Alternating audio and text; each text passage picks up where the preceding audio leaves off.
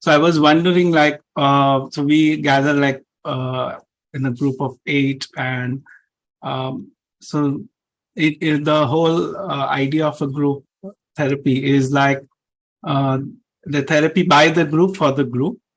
And so I was wondering how similar is that this kind of a philosophical cafe? Is it like there is a conductor who is conducting it, or is it group led? And also, um, like, if people from various backgrounds come into this cafe, and I'm imagining if they could bring like a question like what is beauty or what is liberty, and like, is the war justified in Russia or Ukraine, something like that, or would it be like something more closer to their life, something local?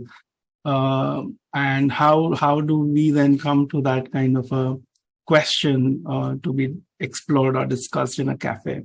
That would be meaningful for everyone. Mm-hmm. Yes, well,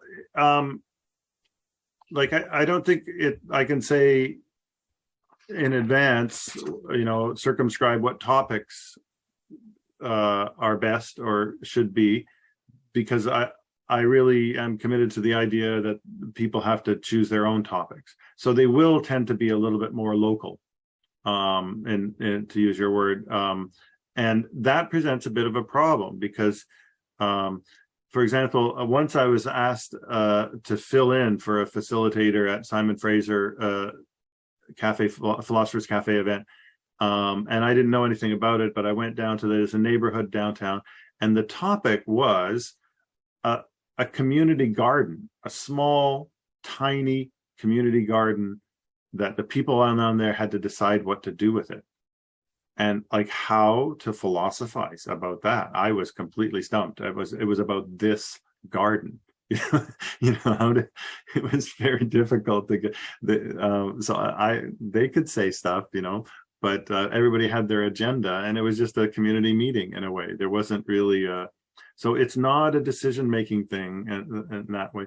The other thing is like, in a therapeutic context, of course, there needs to be, even if it's group led, there needs to be some supervision in terms of care of others.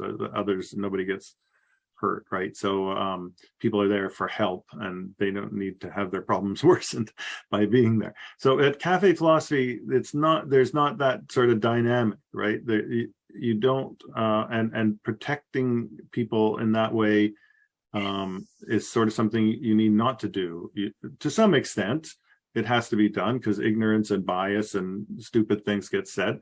But at the same time, there's an obligation to challenge people in what they're thinking, but to challenge them in a way that they can recover. And they say, oh, I guess I don't have to think that. Maybe I can change my mind, without like realizing they are so stupid for thinking something or something like. So you need to be supportive, but also work to get people to be thinking quite differently.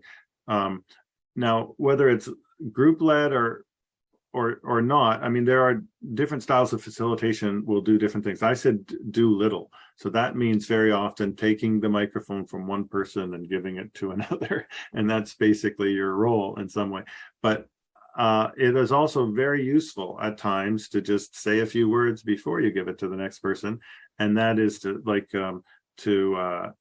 put a broader context, or to add gravity to what the person has said, to suggest that what they say has a greater meaning in a different context than they might have